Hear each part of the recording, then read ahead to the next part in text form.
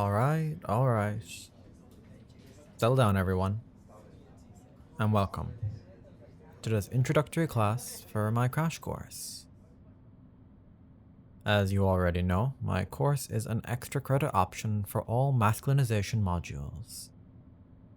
Whether you're enrolled in the Bro course, or the Brute Academy, or if you're on the Himbo or Jockboy or Alpha pipeline, it really doesn't matter. We've even got a few pups here. The classes I teach will be applicable to all of you, and all you have to do is be tolerant of whatever your deskmates might be into. Alright? Alright. So why don't you go ahead and find your desk for me? Yeah, that one right there, with your name on the placard. And have a seat. Chairs are comfy, right? Nice and comfortable. They've even got space for you to recline if you'd like, if it would help you focus, and the thermostat is just right. When you're ready, I'm going to start you off with a little breathing exercise just to get us all in the headspace to learn. It's a special kind of exercise that'll really open your mind and make it so the lessons I teach you sink straight down to your subconscious, because whatever masculinization course you're in, you must have covered the conscious-subconscious divide by now, right? Oh, I'm seeing a couple of confused faces. Alright, I was hoping you'd know this already, but I can explain while we do that breathing exercise. Alright? It's quite simple, it's not a problem. All I need you to do is take a nice deep breath in, and hold it for a couple of seconds, and then let it out in a nice big whoosh. See? Easy. Hardly a task at all. We do this kind of breathing because by focusing on that nice big breath in, we flood the body and brain with oxygen, which helps us focus, and also coincidentally tightens all the muscles we associate with breathing. And when we let it out, the tight muscles relax. And relaxation has a tendency of flowing like water. It spreads from part to part of your body. So the muscles that relax when you breathe out aren't the only muscles that relax. In fact, every muscle in your body can relax the same way when you exhale. Because your body wants to relax, wants you to be comfortable, wants you to let it do what it does best and sink, while you do what you do best and focus on your breath for me. Always focusing on your breath for me, just like that. Because your deep, slow in-breath is a signal for your body to start sinking deeper, to begin opening your mind to my words and my lesson. As every exhale provides that magical cue to relax a little deeper. Every breath an affirmation that this is what you want. Allowing yourself to choose to permit me to guide you from your waking state to something better able to learn.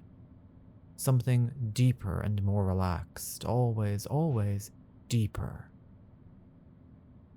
And so you will find as you continue breathing like this for me, that your body will relax ever deeper, growing heavier and heavier in that chair behind your desk. Just one of many students come to learn from me here.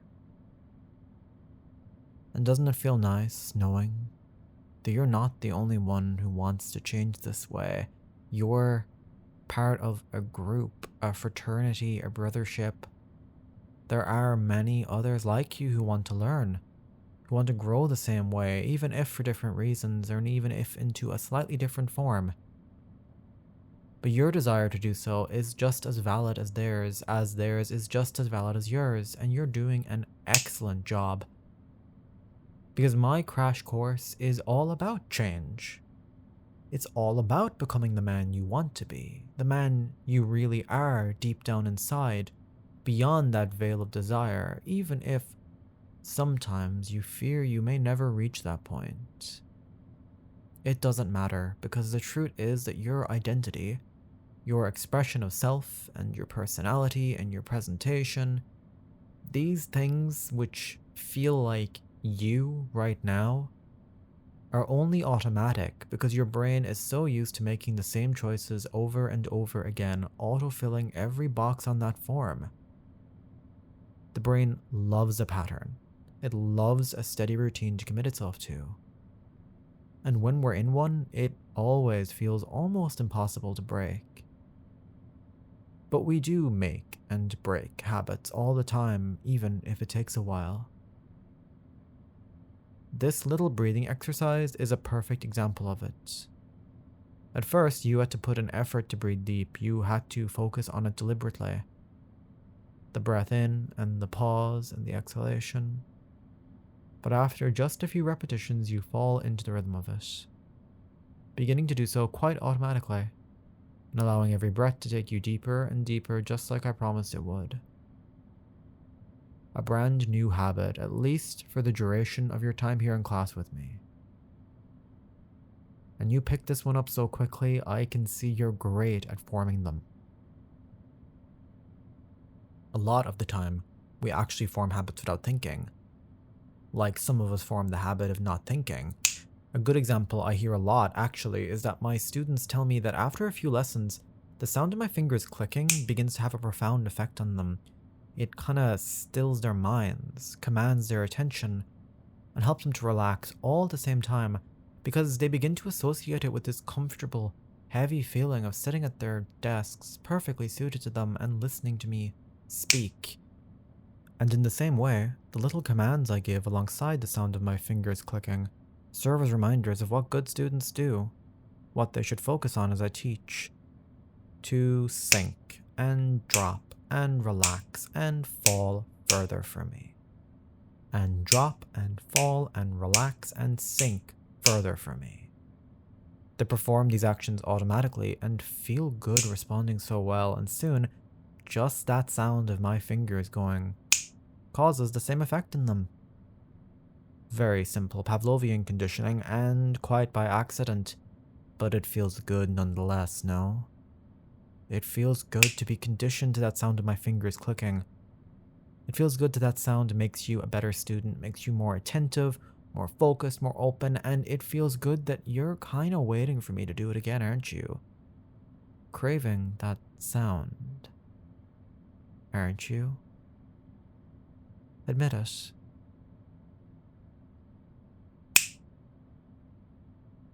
I'm sure that will help you understand why everybody seems to be signing up for my classes this semester. And just like that cascade of conditioning, masculinization is a series of habits. We're getting back on track. A system built into your brain's automatic networks which we can tweak and recalibrate to your specification. Rewriting your brain's old programs to help it help you in your quest to be who you want. Your brain is your best friend in this process, bro. It's looking out for you. It's just missing a good, solid education in what you want to be. That's what I'm here for. So we've begun with a little refresher on your mind and what your conscious and subconscious minds are, as you keep breathing and relaxing deeper for me, as now we add another element to that breathing exercise.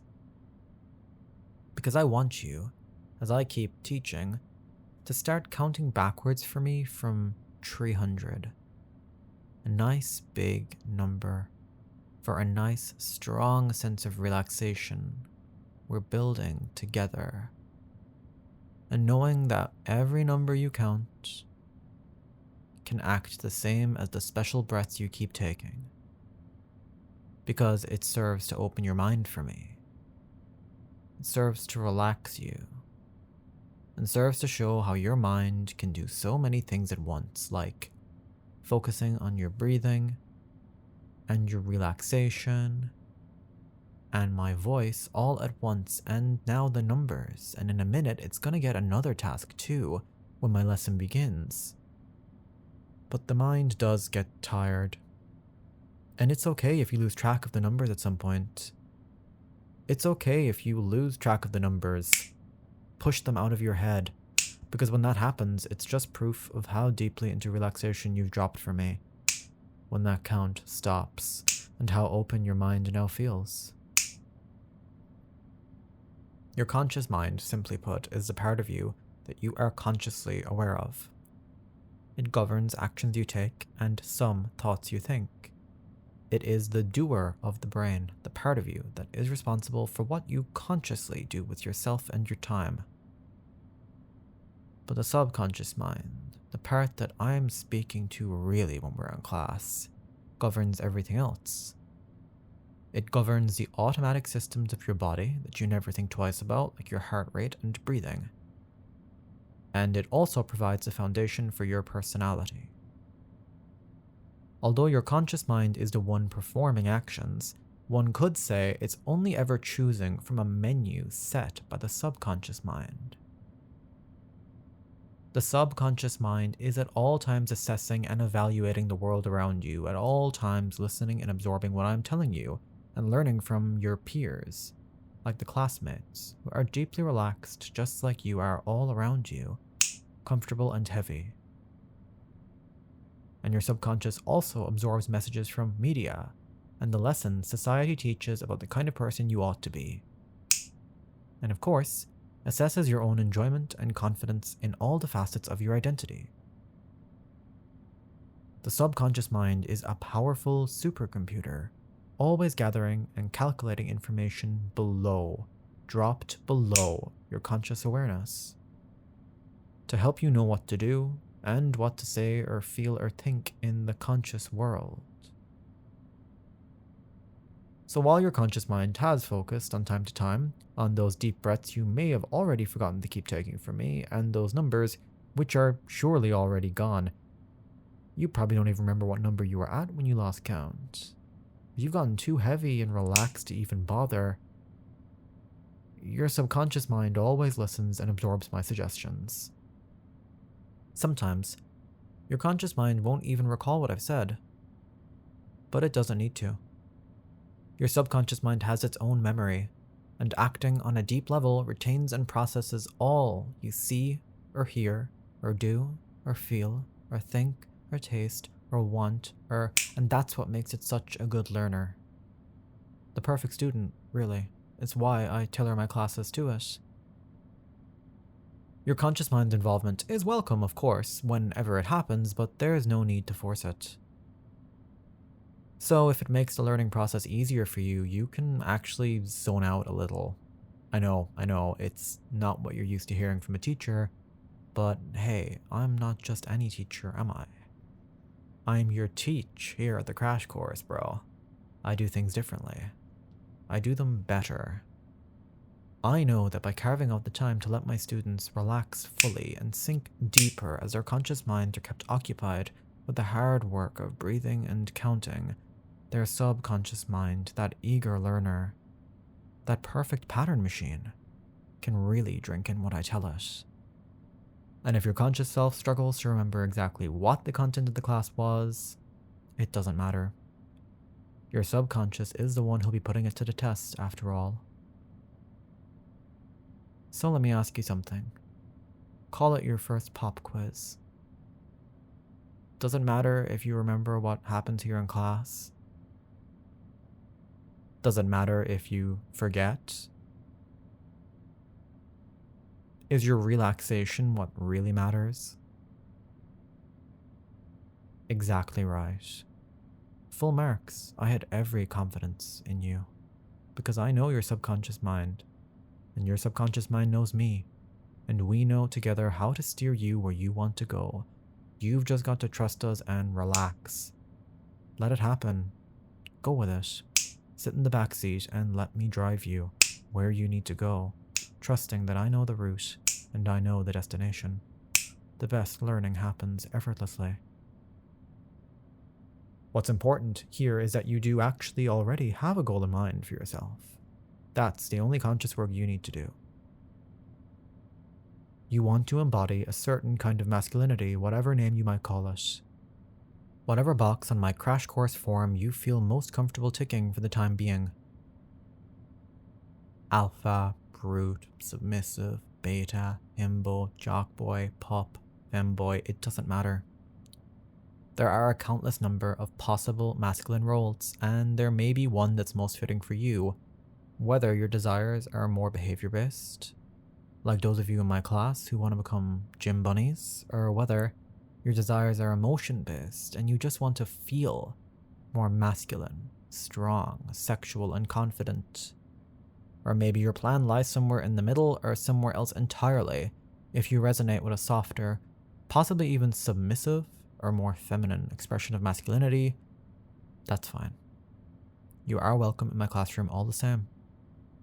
Because the foundational principles of what shapes a mind are always identical, and you will all benefit the same way from this instruction. Because in truth, although I've only spoken of this as an introductory module, I've actually already been working on facilitating this change.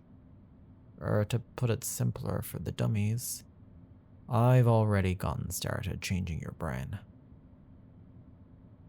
You'll understand by now that your subconscious mind is the star player in this course.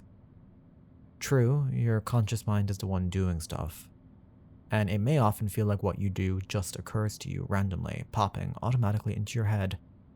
When you drop your pencil, you immediately reach down to retrieve it, responding so quickly that it might feel like you have consciously chosen to do that alone. But the truth is that even something as simple and as quick as that is filtered through your subconscious first. Your subconscious provides the conscious mind a list of actions it can choose from, always, even in simple scenarios and again in complex ones. And the best way to get someone to choose what you want is to give them a smaller list of options to pick from. If, say, I gave you a multiple choice quiz and I wanted you to pick the correct option for a given question, you'd be more likely to do so if I give you 3 options instead of 30. Right? Behaviors work the same way. By manipulating your subconscious mind, and my words are manipulating your subconscious mind, we can change what it will allow to occur to you spontaneously. Meaning you'll find it easier and more automatic, maybe even unremarkable, to behave and feel the ways you want to. We do what feels correct, and what feels correct is what feels natural, and what feels natural is whatever the subconscious mind has decided is natural for you. So in all the situations you wish to embody a more masculine response, whatever that masculinity looks like for you, that easiest first step is for us to ask your subconscious mind to cut down what it allows your conscious mind to even choose from in the first place. We'll start with an easy example that's going to fit most of you. You're sitting at your desk for me, besides all your classmates, and you're nice and heavy and relaxed right now, which is very good. But even the way you're sitting is a decision your conscious and subconscious made together, and that is a great vehicle to showcase your sense of masculinity in. Body language is a big indicator, after all, of how we feel, of who we are inside. And while you're in my class, clearly you're in the process of masculinizing. So while you're in my classroom, how about instead of giving you an infinite world of postures to choose from, the subconscious mind can leave you with a much more limited, practical, and masculine 2. Just 2 ways to sit, 2 ways to hold your body. We'll call it a class rule. Either you sit in a man spread, knees apart to give your junk the room it needs to breathe, or sit cross-legged somehow, maybe knee over knee or foot over knee, closed off in a way that's tighter and smaller and submissive. Which feels right for you?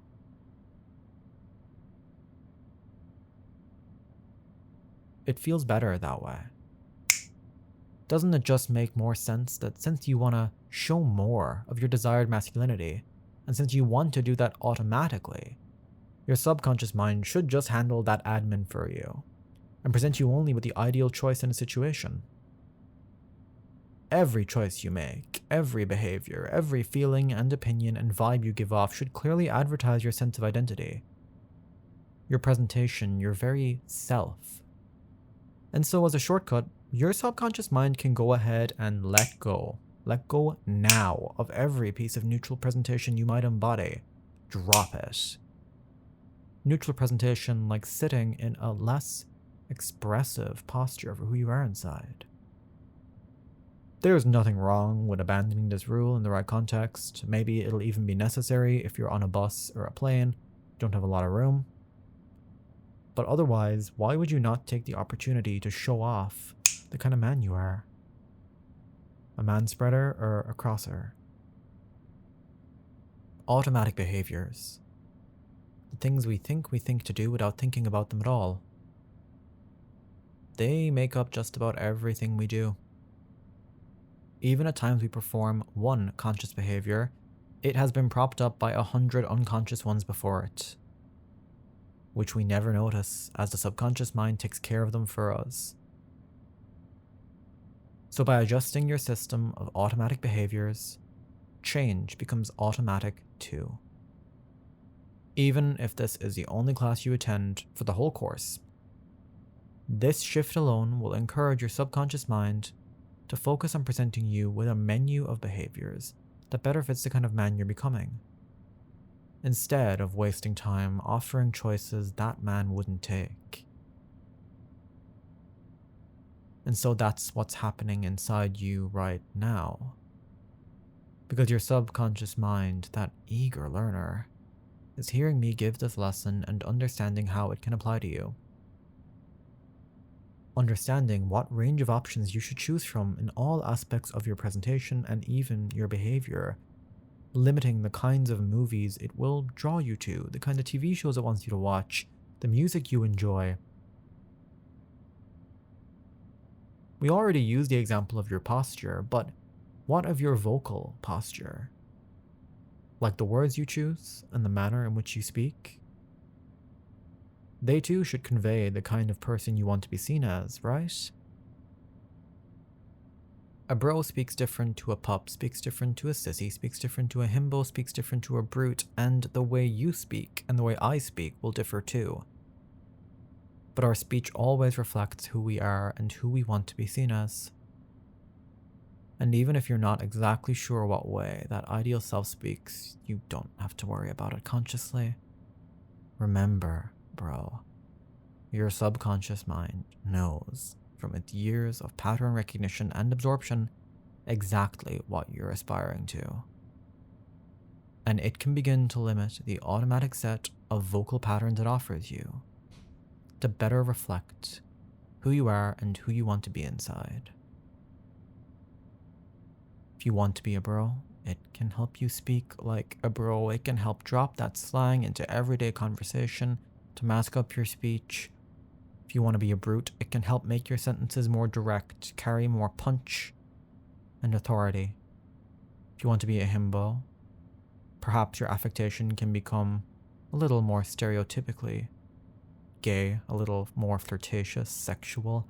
And if you want to be a pup, perhaps there is something submissive in the way you want to speak and present yourself to others, or perhaps you just want to start working in some barks when you can, when it's safe to do so, to express feelings, arousal, pleasure. Your subconscious mind will take care of it all.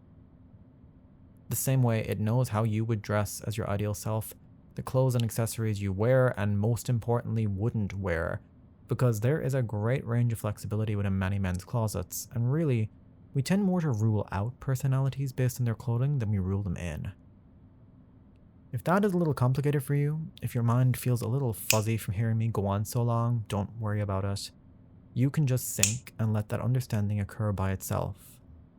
My point is just that what you don't wear is as important for your presentation as what you do wear, and where you wear these things is important too, were you to be aware of that or not.